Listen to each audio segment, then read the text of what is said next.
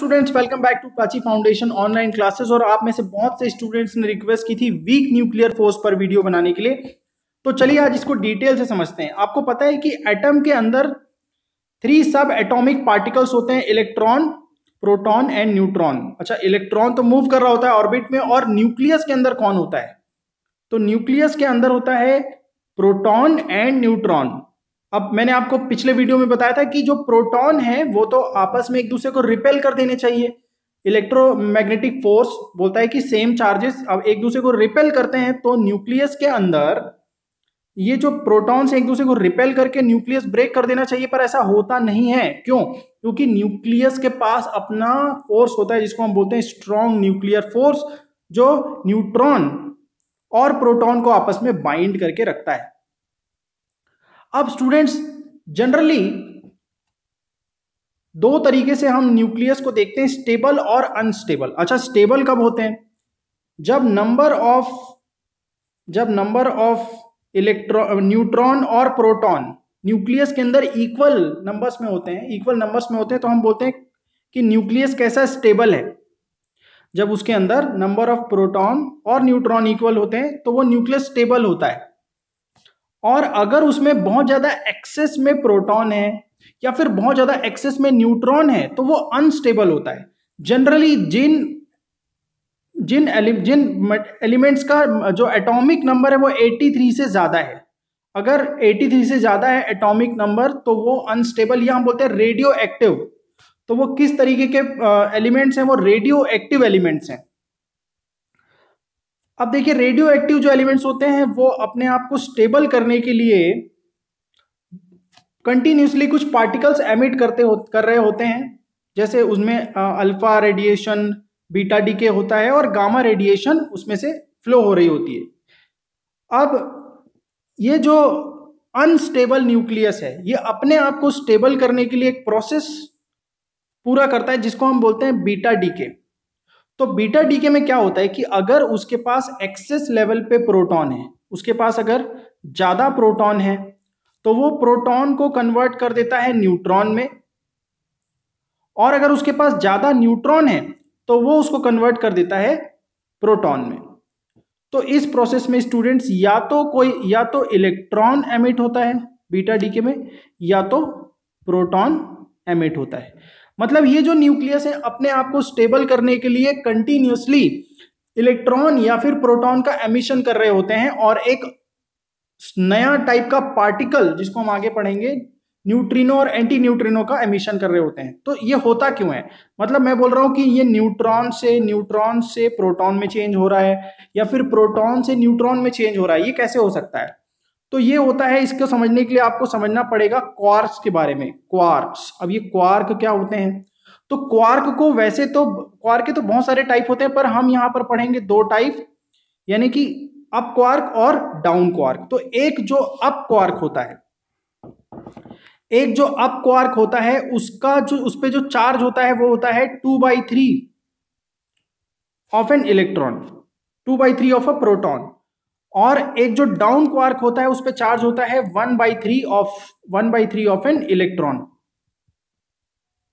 अब जो प्रोटॉन होता है वो पॉजिटिवली चार्ज इसलिए होता है क्योंकि उसके पास 2 अप क्वार्क, उसके पास होते हैं 2 अप क्वार्क और एक डाउन क्वार्क।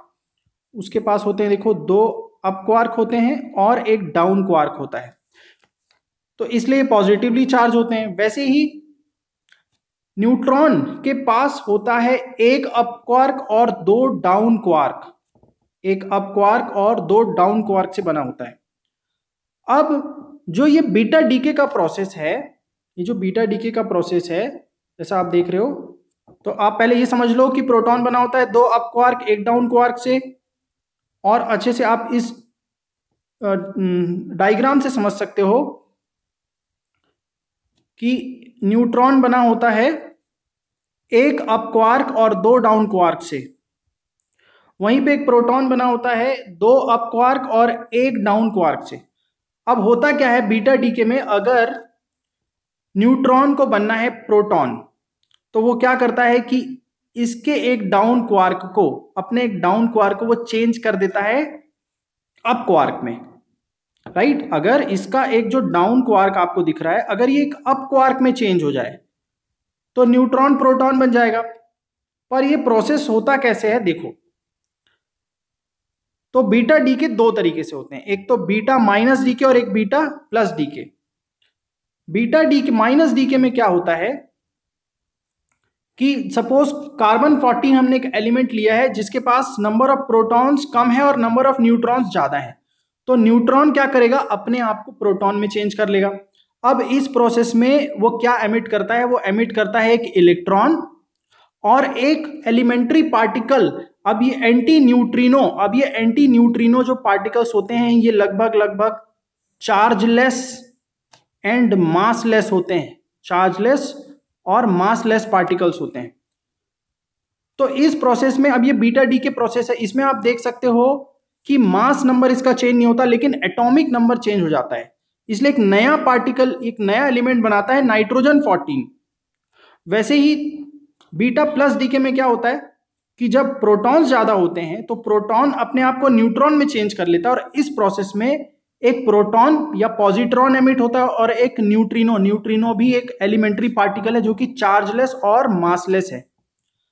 अब ये होता क्यों है, जैसे मैंने बताया कि डाउन क्वार्क अप क्वार्क में कन्वर्ट कैसे हो गया, इसके लिए रिस्पॉन्सिबल है वीक न्यूक्लियर फोर्स। इसके लिए रिस्पॉन्सिबल है वीक न्यूक्लियर फोर्स, ये रीजन है।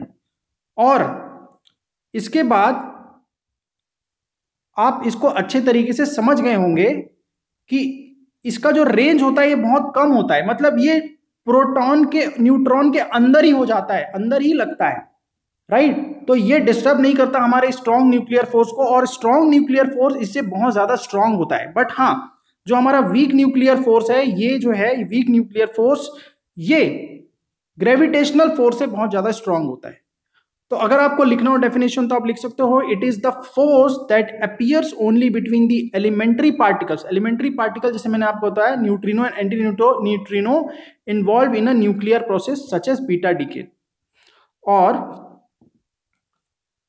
बीटा डीके के बारे में अगर आप लिखना चाहते हो तो लिख सकते हो the process of spontaneous emission of electron और proton from a nucleus is called beta decay. Beta decay क्या क्या प्रॉपर्टीज होती हैं, पहला तो कोई भी प्रोसेस जिसमें न्यूट्रिनो या फिर एंटी न्यूट्रिनो है वो सिर्फ और सिर्फ वीक न्यूक्लियर फोर्स को एक्सपीरियंस करती है, वीक न्यूक्लियर फोर्स ही एक्सपीरियंस करती है, ठीक है, स्ट्रॉन्ग न्यूक्लियर फोर्स को नहीं। उसके अलावा weak nuclear force gravitational interaction से 10⁻25 ज्यादा टाइम स्ट्रॉन्ग है, बट हाँ ये स्ट्रॉन्ग न्यूक्लियर फोर्स से बहुत वीक होता है, इसलिए इसका नाम वीक न्यूक्लियर फोर्स है। It operates only through a range of nuclear size, इसका रेंज बहुत छोटा होता है, बहुत छोटे रेंज में ये ऑपरेट होती है।